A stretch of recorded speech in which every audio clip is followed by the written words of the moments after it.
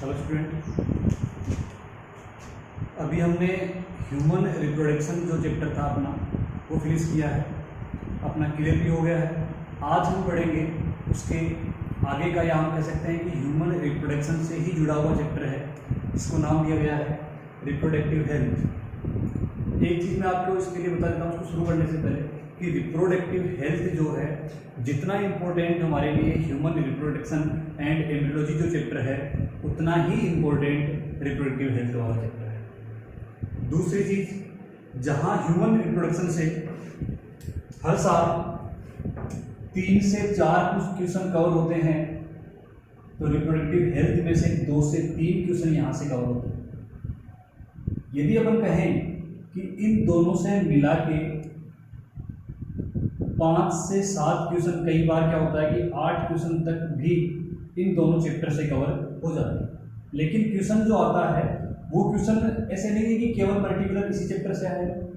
जो top question होता है उस क्वेश्चन के अंदर जो ऑप्शन बनते हैं वो सारे ऑप्शन क्या होते हैं, जैसे 4 ऑप्शन यहाँ पर हमारे पास दिए हुए हैं, 4 में से 2 ऑप्शन किस चैप्टर के हैं, रिप्रोडक्शन के, और 2 चैप्टर किसके हैं, दो क्या कह रहे हैं, 2 टॉपिक हैं या जो 2 पॉइंट हैं या 2 जो ऑप्शन हैं वो किसके आएंगे, रिप्रोडक्टिव हेल्थ के आएंगे। तो इसलिए मैं आपको बता रहा हूँ कि रिप्रोडक्शन और रिप्रोडक्टिव हेल्थ वाला जो चैप्टर है ये आपको जिस प्रकार से आपने रिप्रोडक्शन को कंप्लीट किया है उसी प्रकार से आप इस चैप्टर को भी करोगे। ज़्यादा लंबा चैप्टर नहीं है, केवल 3 दिन के अंदर ये चैप्टर अपना पूरा हो जाएगा। इसमें कुछ बेसिक चीज़ें और कुछ जो अपने को याद रखना है, कुछ नाम अपने को याद रखने हैं, वो नाम मैं आपको यहाँ नोट कराऊंगा, उनको ध्यान से सुनना है और उनको नोट करके याद रखना है, और उन नाम के अंदर से ही एलटीज आपका क्वेश्चन आएगा। इसके लिए मैं आपको डीपीपी दूंगा और ये डीपीपी आपको कल या परसों में मिल जाएगी। उसके बाद ये डीपीपी के जो 20 क्वेश्चन है ये भी आपको सॉल्व करने, ठीक है। चलो रिप्रोडक्टिव हेल्थ की बात करें, दिख रहा है सबको?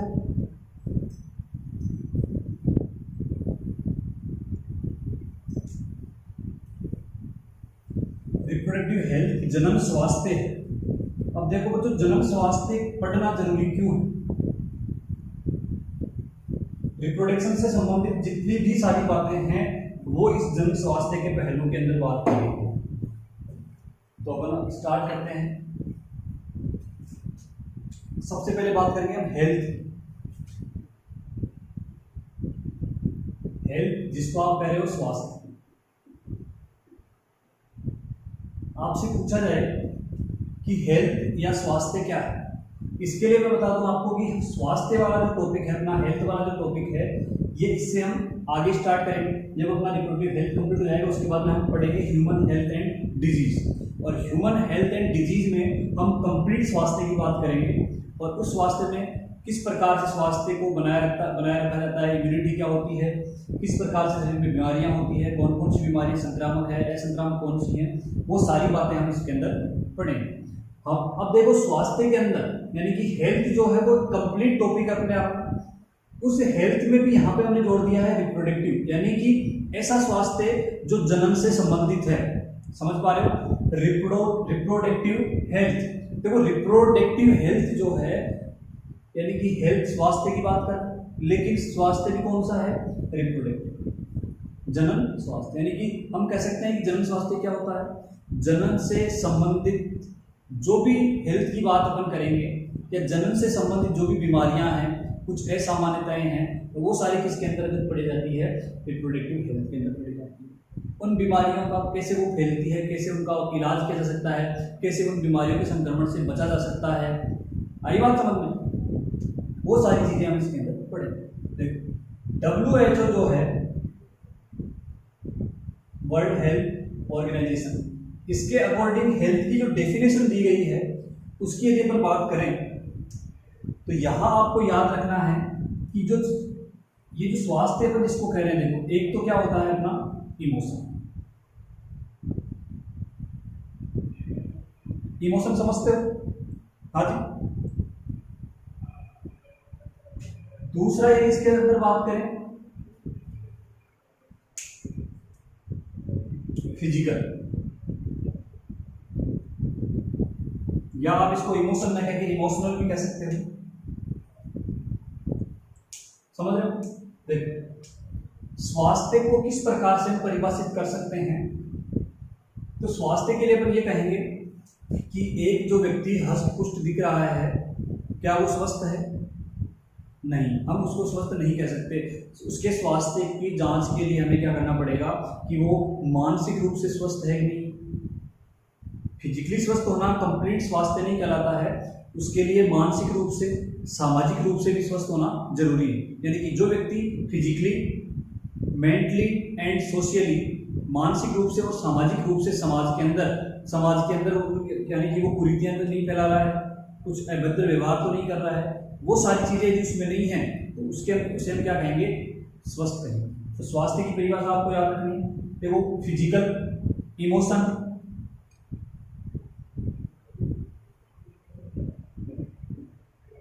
बिहेवियर, उसका व्यवहार कैसा है, और समाज। आई बात समझ में? ये सारी चीजें आपको याद रखनी है कि जो स्वास्थ्य है WHO के अकॉर्डिंग वो क्या रहेगा? फिजिकल, इमोशनल, बिहेवियर और सोशल। सामाजिक रूप से वो स्वस्थ होना चाहिए। उसका व्यवहार किसी दूसरे व्यक्ति के प्रति, उसका व्यवहार कैसा है, इमोशनल किस प्रकार से अटैचमेंट है उसका, और फिजिकली भी वो स्वस्थ होना चाहिए। जनरली हम यदि स्वास्थ्य की बात करते हैं तो फिजिकली को लेकर ही करते हैं। फिजिकल के अलावा इमोशन, बिहेवियर और सोशल भी क्या है? जनरल स्वास्थ्य के या कंप्लीट स्वास्थ्य के पहलू हैं। इनको अपने को याद रखना है। नोट कर लिया होगा आपने। देखो, हेल्थ किसे कहते हैं कि ऐसा व्यक्ति जो फिजिकल, इमोशनल, बिहेवियर और सोशल चारों प्रकार से यदि वो स्वस्थ है तो उसे हम क्या कहेंगे? एक हेल्थी पर्सन कहेंगे, एक स्वस्थ व्यक्ति कहेंगे। यदि उनमें से किसी एक में भी डिफेक्ट आ रहा है तो वो क्या कहेगा? उसको हम कंप्लीट स्वस्थ नहीं कह सकते।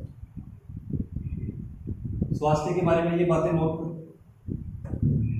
साथ साथ नोट कर दो।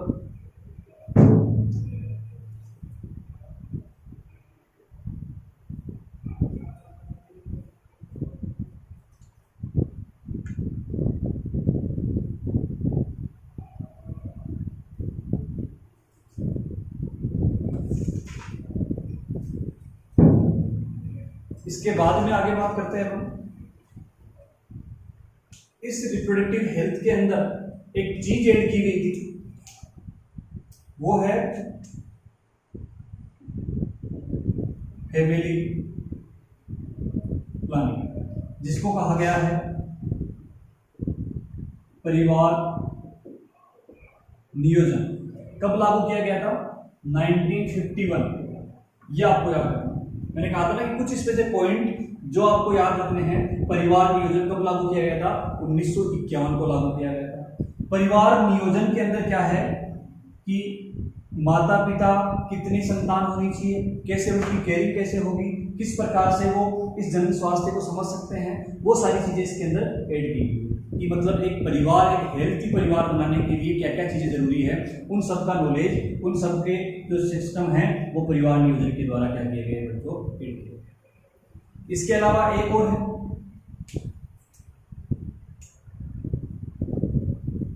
RCH। ये सारी चीजें आपकी एनसीईआरटी में दी हुई है। RCH प्रोग्राम जो है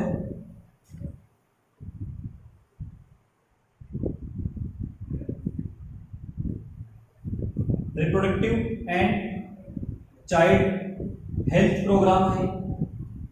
इसके अंदर क्या है कि किस प्रकार से रिप्रोडक्शन से संबंधित, बच्चों के जन्म से संबंधित उन सारी चीजों को हम किस प्रकार से मेंटेन कर सकते हैं, उनको आगे की ओर बढ़ा सकते हैं, उनमें कमी कैसे, जैसे बच्चे की मृत्यु दर है, शिशु मृत्यु दर जिसको बोलते हैं, मातृ मृत्यु दर है जिसको बोल रहे हैं, उन सब में हम क्या कर सकते हैं? कमी कर सकते हैं। उनके स्वास्थ्य संबंधित ये चीजें इसमें ऐड की गई है। तो फैमिली प्लानिंग क्या है, कब लागू की गई थी, और RCH ये क्या है।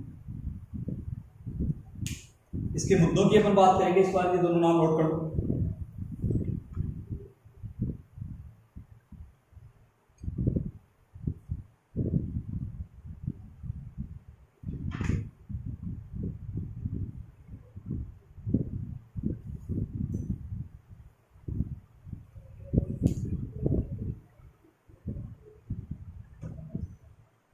आज नोट किया?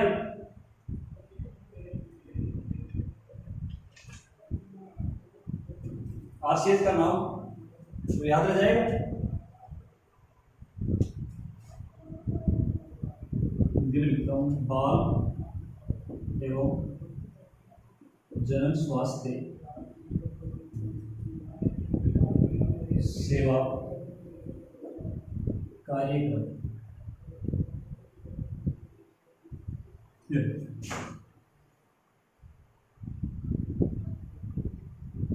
Reproduction and child health programme note करिए। इसके क्या पहलू हैं उनकी अपन बात करेंगे।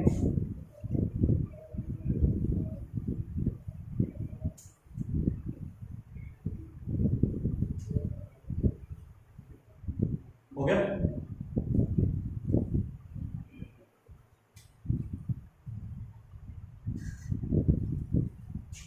इसके एम क्या है, क्या मुद्दे हैं इसके? देखो, जन्म से संबंधित जितने भी पहलू हैं उन सब के बारे में इसके अंदर बात की गई है। दूसरा, इसको प्रत्येक व्यक्ति तक पहुंचाने के लिए ऑडियो एंड विजुअल प्रोग्राम किए गए हैं, यानी कि अपन कह सकते हैं सुनने वाले ऑडियो के माध्यम से और दिखाई देने वाले कुछ ऐसे नाटक वगैरह, कुछ ऐसे प्रोग्राम वगैरह करके जन स्वास्थ्य से संबंधित जितनी भी जानकारियां हैं, कुछ जो बेसिक जानकारियां हैं, वो आम जनता तक या आम लोगों तक पहुंचाने का कार्यक्रम इस आरसीएच के द्वारा किया गया। ठीक है, अब अपन बात करेंगे सेक्स एजुकेशन के बारे में, जो सबसे इंपॉर्टेंट है और प्रत्येक व्यक्ति को ये होनी चाहिए। इसके मुद्दे क्या थे कि जन्म से संबंधित जितने भी जो बातें हैं वो सारी बातें ऑडियो विजुअल के द्वारा, यानी कि ऑडियो विजुअल के द्वारा प्रत्येक व्यक्ति तक वो बातें पहुंचाना। तो सेक्स एजुकेशन के पर आगे बात करते हैं। ये ऑडियो में ये बात ध्यान रखना किसके द्वारा इसको पहुंचाया गया। सेक्स एजुकेशन अपन पढ़ेंगे तो सेक्स एजुकेशन के अंदर क्या क्या है।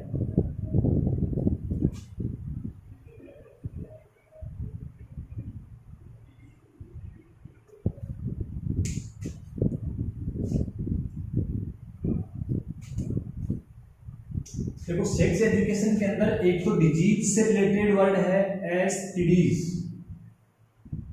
सेक्सुअल ट्रांसमिटेड डिजीज इसको बोलते हैं पूरा नाम।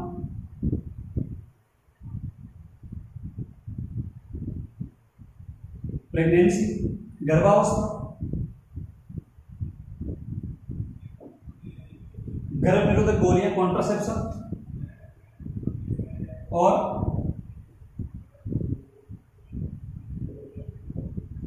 इनफर्टिलिटी, इसको हिंदी में बोलते हैं बच्चों बंदेता।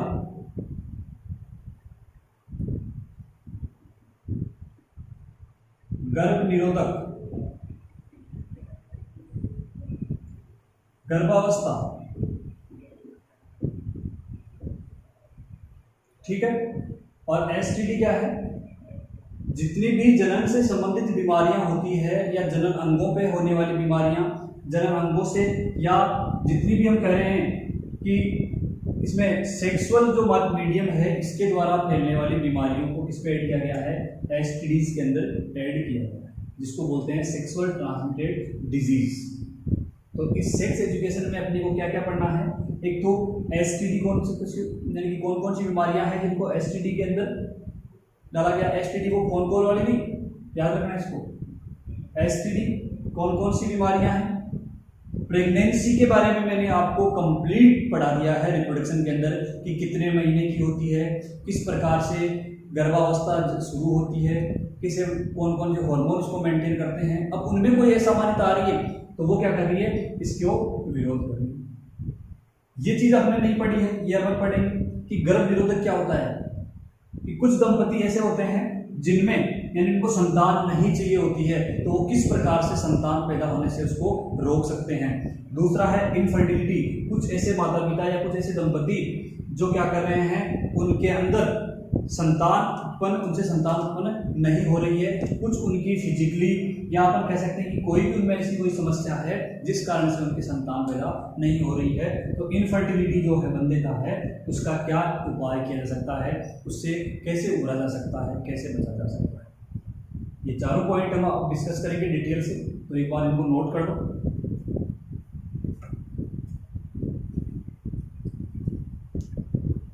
कर लिया? थोड़ा फास्ट कर।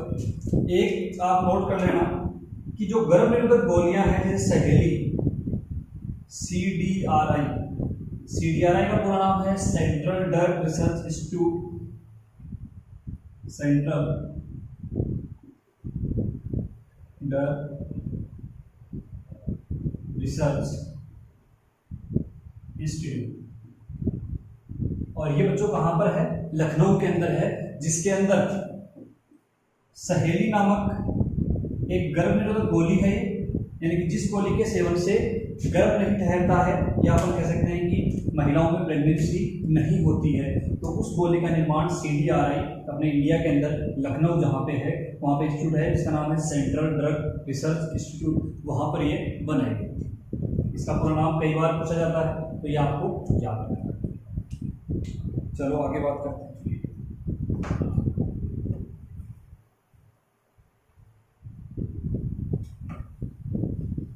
इसमें अपने को ज़्यादा एक्स्ट्रा कुछ नहीं है, जो चीज़ें इसमें अपने सामने आती है, जो अपने को याद होनी चाहिए या जिससे रिलेटेड क्वेश्चन यहाँ बनता है, वो सारी चीज़ें अपने यहाँ पे इसमें पढ़ेंगे। चलो सबसे पहले अपन पढ़ेंगे कि जनसंख्या जो है, यानी कि आपके NCERT में इस चीज़ के बारे में लिखा हुआ है, जब आप उसमें पढ़ोगे NCERT में, वो जो 4th वाला चैप्टर है, उसकी कुछ बेसिक बातें मैं आपको यही बता देता हूँ कि उसमें जनसंख्या विस्फोट नाम का एक वर्ड लिखा हो। जनसंख्या विस्फोट क्या होता है कि अभी आप फिलहाल सुन रहे हो कोरोना विस्फोट हुआ, वहाँ उस फलानी जगह पर कोरोना विस्फोट हुआ, वहाँ कोरोना विस्फोट हुआ, तो विस्फोट का मतलब क्या है कि अचानक से कोरोना विस्फोट का मतलब समझ गए ना। जैसे मान लो कि एक जगह थी जहाँ पे कोई पेशेंट नहीं था, लेकिन अचानक से 15 पेशेंट आ गए, वो क्या हो गया? कोरोना विस्फोट हो गया। ऐसे ही जनसंख्या विस्फोट कब?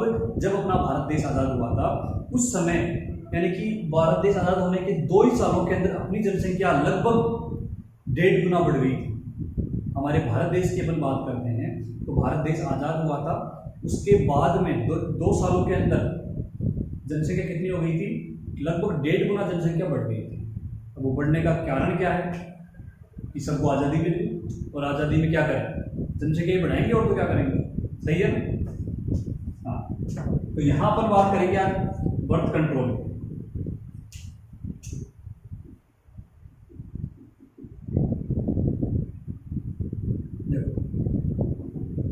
ये चीज बर्थ कंट्रोल वर्ड कहां से आया?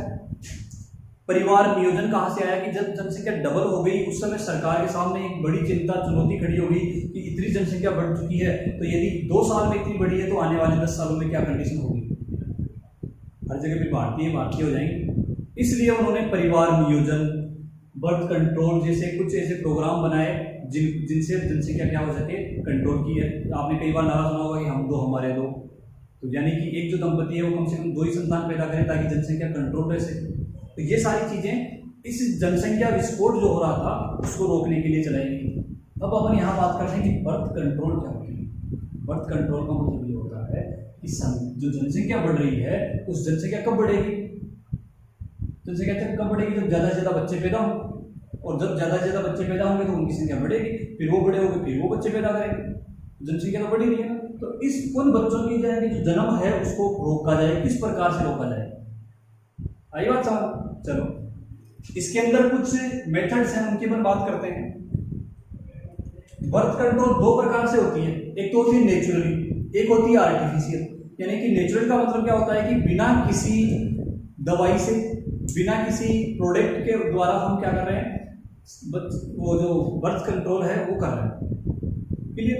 एक होता है कि कुछ आर्टिफिशियल हम कर रहे हैं। आर्टिफिशियल का मतलब क्या हो रहा है कि जैसे अभी मैंने सहेली नाम बताया था, कुछ बहुत सारी ऐसी चीजें, एक्सटर्नल चीजें जो गर्भ निरोधक का काम कर रही है, या अपन कह रहे हैं कि जो प्रेगनेंसी है उसको रोकती है। जैसे कुछ बैरियर्स, जैसे कॉन्डोम वगैरह यूज में लेते हैं। देखो सहेली वगैरह जो जनरेट है वो क्या करती है, इनफर्टिलिटी, जैसे आप कह रहे हैं कि जो स्पर्म वगैरह हैं जो फीमेल बॉडी में जाने के बाद में उनकी जो मोटिलिटी उसको रोक देते हैं, या उनके बक्सर को बढ़ा देते हैं, जिससे स्पर्म ओम तक नहीं पहुंच पाता है। मेन चीज क्या होता है, ये आपने पढ़ते हैं जिससे स्पर्म ओवम तक नहीं पहुंच पाता है। मेन चीज क्या होता है, ये आपने पढ़ लिया है रिप्रोडक्शन के अंदर कि ये एक ओवम है और ये एक स्पर्म है। यदि ये दोनों मिल जाते हैं तो यहाँ जाइगोट बन जाएगा। क्लियर, जाइगोट बनने के बाद में एक एम्ब्रियो बन जाएगा। तो बर्थ कंट्रोल के अंदर क्या है कि इन दोनों को, चाहे वो क्या हो, आर्टिफिशियल हो या फिर नेचुरल, आर्टिफिशियल या नेचुरल, कैसे भी इनको मिलने से रोक दिया जाए। यदि ये दोनों रुक जाएंगे तो जाइगोट नहीं बनेगा, जाइगोट नहीं बनेगा तो एम्ब्रियो नहीं बनेगा और ऑटोमेटिक क्या हो गई, बर्थ कंट्रोल। इस आर्टिफिशियल में कुछ अवरोधक है, बैरियर जिनको बोल रहे हैं, अवरोधक, इसको मैं बता देता हूं।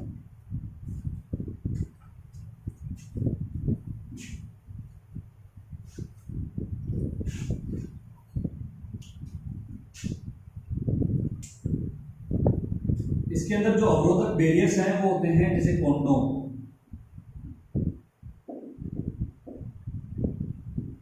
डायफ्राम, सर्विकल केप और वोल्ट। देखो बच्चों, ये चीजें हैं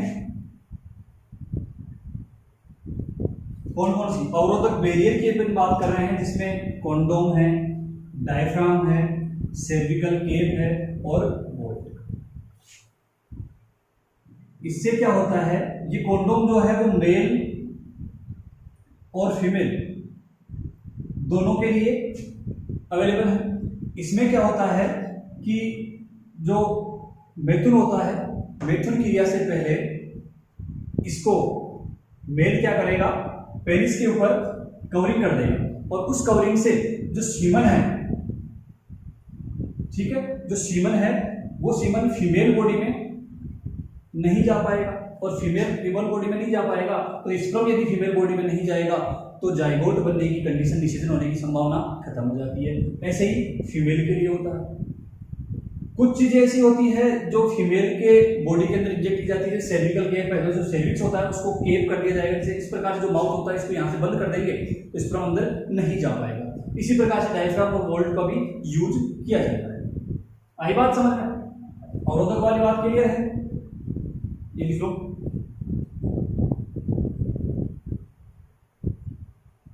नोट करो इसको।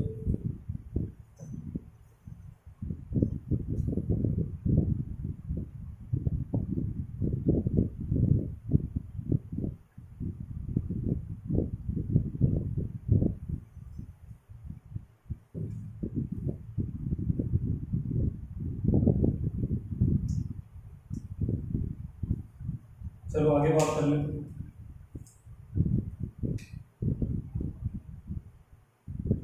आईयूडीज, आईयूडी इसका फुल फॉर्म आपको याद रखना है बच्चों, अंतरागर्भाशय युक्ति सुदिंदी, इंट्रा यूटेराइन डिवाइसेस,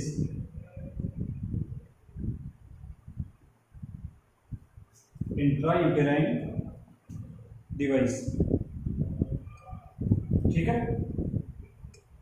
इसके अंदर क्या होता है कि ये ऐसी डिवाइस है जिनको फीमेल बॉडी में इंजेक्ट किया जाता है और उसके बाद में वो क्या करती हैं, स्पर्म जो बॉडी में आते हैं उन स्पर्म की मृत्यु को बढ़ा देती है, उनकी मोटिलिटी को बढ़ा देगी, उनको नष्ट कर देगी, उनका भक्षण कर देगी, जिससे स्पर्म ओवम तक नहीं पहुंचेगा। मेन चीज आपको याद ये रखना है कि ये जो मेथड्स अपन पढ़ रहे हैं, इन मेथड्स में आर्टिफिशियली हमारे पास में कुछ ऐसे अवरोधक हैं, कुछ ऐसे बैरियर्स हैं जो स्पर्म और ओवम को मिलने से रोकते हैं।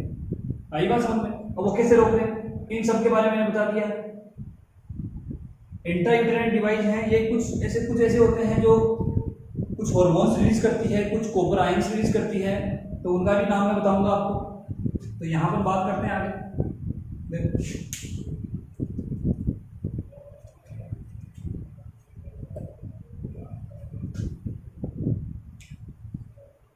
एक ऐसी है जो प्लास्टिक की होती है। किसकी होती है बच्चों? प्लास्टिक की होती है। इसकी यदि अपन शेप की बात करें तो इसकी जो शेप है वो सिंपल से, ठीक है। और इसका नाम यदि अपन बात कर लेते हैं इधर, इसको बोलते हैं लिपेस। प्लास्टिक में है, सिंपल शेप की है और इसका नाम है लिपेस लूप। आई बात समझ में? ये क्या करती है बच्चों, इंट्रा इंटरनेट डिवाइस है। आपके क्वेश्चन क्या पूछा जाएगा कि ऐसी कौन सी इंट्रा इंटरनेट डिवाइस है जो प्लास्टिक की है और सिंपल शेप में होती है, तो लिपेस लूप आपको याद रखना है। इसमें जनरली ये भी चीजें नहीं पूछी जाती है, आपको इतना पूछा जाएगा आईयूडी का एग्जांपल है लिपेस लूप। चलिए दूसरे यदि पर बात करें, एक ऐसी है, यहां ऊपर लिख देते हैं, ये सारे आर्टिफिशियल हैं, नेचुरल में मैं आगे बताऊंगा। ये लिखिएगा, देख लो इसको नोट करो।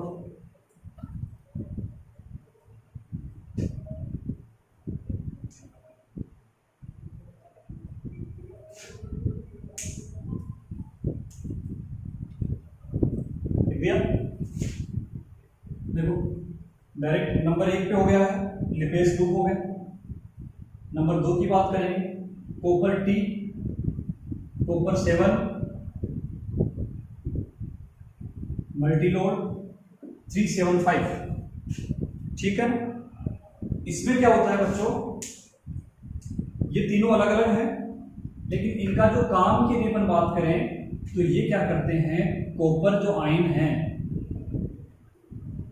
कॉपर आयंस को क्या करते हैं, रिलीज करते हैं। कॉपर आयन रिलीज करेंगे, कॉपर आयन रिलीज करेंगे जिस कारण से जो स्पर्म है उस स्पर्म की मृत्यु अधिक, या अपन कह सकते हैं कि इसकी मोटिलिटी जो है, इसकी गति अपन कह रहे हैं, ये गति कम हो जाएगी।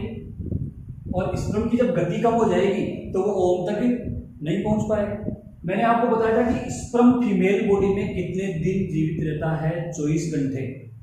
तो ये 24 घंटे तक इसमें जीवित नहीं रह पाएगा, ये इसको मार देंगे। कौन? कॉपर आयन मार देंगे। आई बात समझ में? ये बहुत इंपॉर्टेंट चीज है। देखो कॉपर टी, कॉपर 7, मल्टीलोड 375, ये चीजें आपको याद रखनी है। कॉपर आयन रिलीज करता है जिससे स्पर्म की मोटिलिटी घट जाएगी और स्पर्म अंत में मर जाएगा।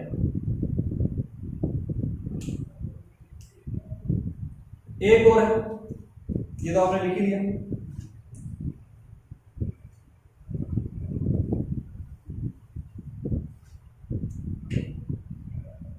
इसके बाद में नंबर 3 की बात करते हैं, नंबर 3 LNG20। ये क्या करता है बच्चों, ये एक हार्मोन को रिलीज करता है। क्या करता है? हार्मोन रिलीज करेगा, और उस हार्मोन का नाम है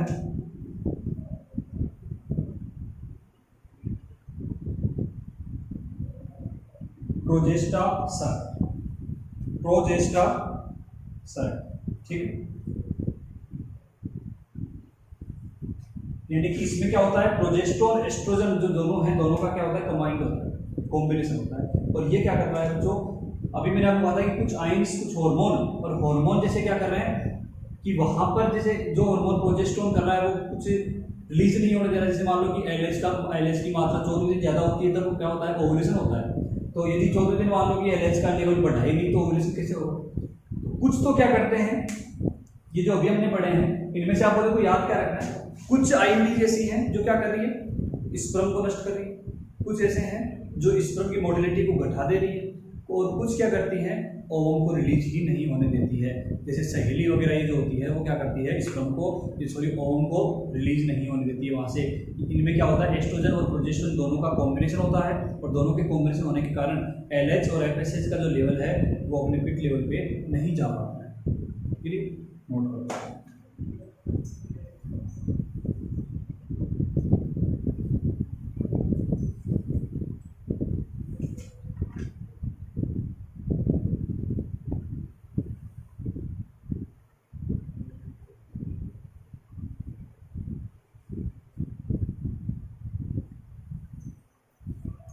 एक चीज के बारे में अपन और आगे बात करेंगे, ये नोट कर लिया होगा, कर लिया क्या? ठीक है। अभी मैंने कॉन्ट्रासेप्शन बताया था आपको, क्या हम लेते हैं ओरल कॉन्ट्रासेप्टिव पिल्स। कुछ टैबलेट ऐसी होती है जिनमें केवल क्या होता है, ओनली प्रोजेस्टेरोन, और कुछ ऐसी होती है जिनमें प्रोजेस्टेरोन प्लस एस्ट्रोजन दोनों का क्या होता है, कॉम्बिनेशन, दोनों का क्या होता है, कॉम्बिनेशन। और इनका काम क्या है, ओव्यूलेशन, ओवम का बाहर निकलना, ओव्यूलेशन मैंने पढ़ा रखा आपको, तो ओव्यूलेशन और साथ में अंतरोपण, बताया था इम्प्लांटेशन को रोकना।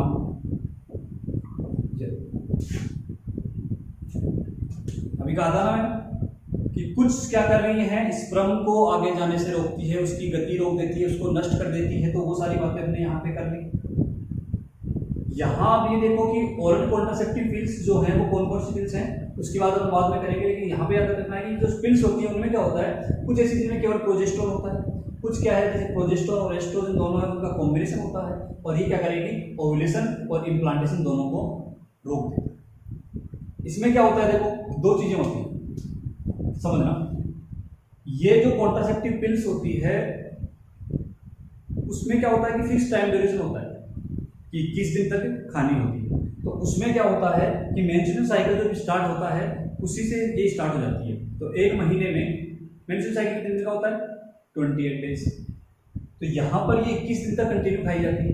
तो इसमें क्या होता है कि जब ओव्यूलेशन होने की कंडीशन आती है तो ये ओव्यूलेशन को क्या कर देते हैं, रोक देते हैं। मतलब ओवम रिलीज ही नहीं होगा, तो ओवम रिलीज नहीं होगा तो स्पर्म आओ या नहीं आओ, निषेचन वहां पे नहीं हो सकता, क्योंकि स्पर्म ओवम दोनों के मिलने से ही निषेचन होता है।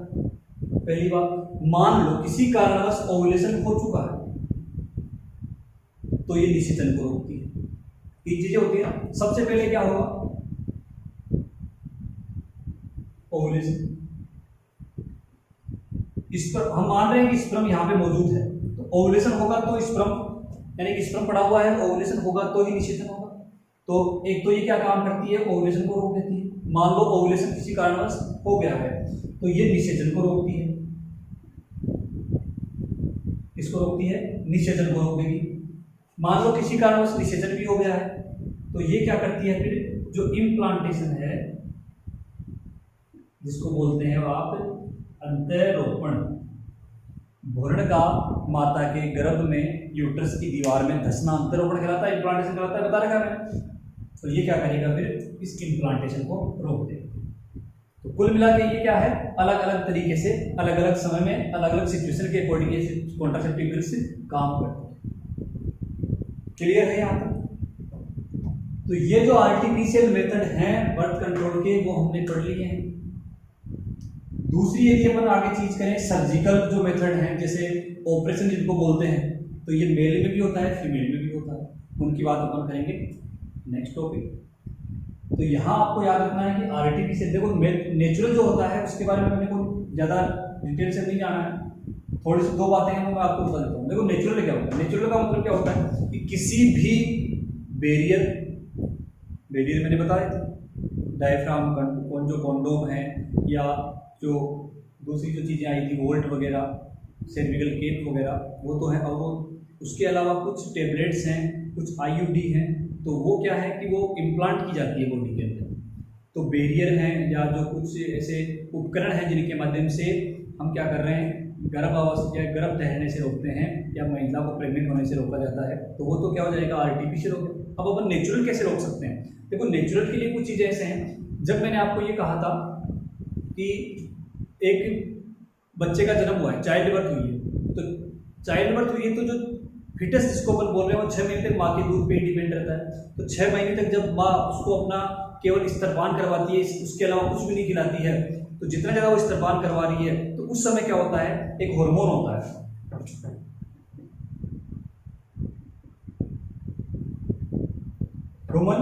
Gonadotropic hormone. ये हार्मोन क्या करता है, ओवुलेशन नहीं होने देता है।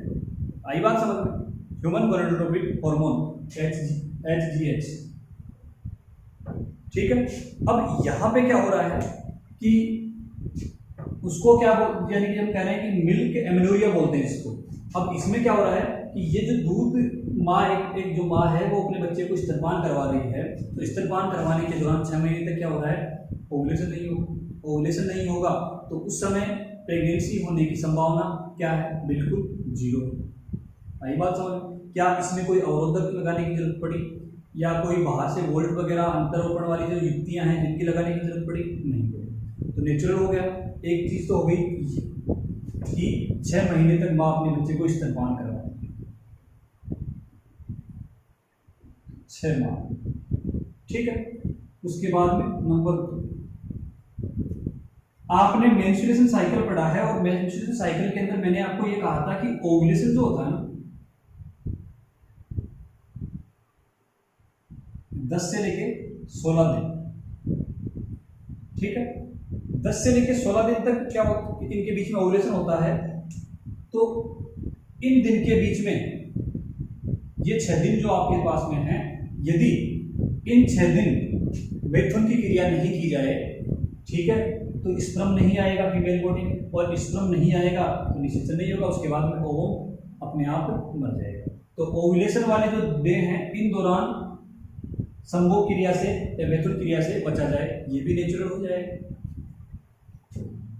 फिर उसके बाद नंबर 3, मैथुन क्रिया के दौरान जब मैंने कहा था कि इंसेमिनेशन होता है, इंसेमिनेशन का मतलब जो मेल है उसकी बॉडी से फीमेल बॉडी के अंदर जो स्पर्म जो रिलीज हो रहे हैं वो फीमेल बॉडी में, या इंसेमिनेशन को रोक दिया जाए। इंसेमिनेशन का मतलब क्या हो गया कि सीमन को फीमेल बॉडी में जाने से रोक दिया जाए, ये भी नेचुरली है, ठीक है। लेकिन ये जो नेचुरली जो मेथड्स हैं ये 100% कारगर नहीं होते हैं, क्योंकि कई बार क्या होता है कि इंसेमिनेशन से पहले जो लुब्रिकेंट निकलता है उसमें भी स्पर्म हो सकता है, तो भी गर्भ हो सकता है। ओवुलेशन का ये जो 10 से लेकर 16 दिन का जो पीरियड है ये 1-2 दिन आगे पीछे हो सकता है, या डेट फिक्स नहीं होती, याद नहीं रहती है, उसमें भी आगे पीछे हो सकती है, इसमें भी है।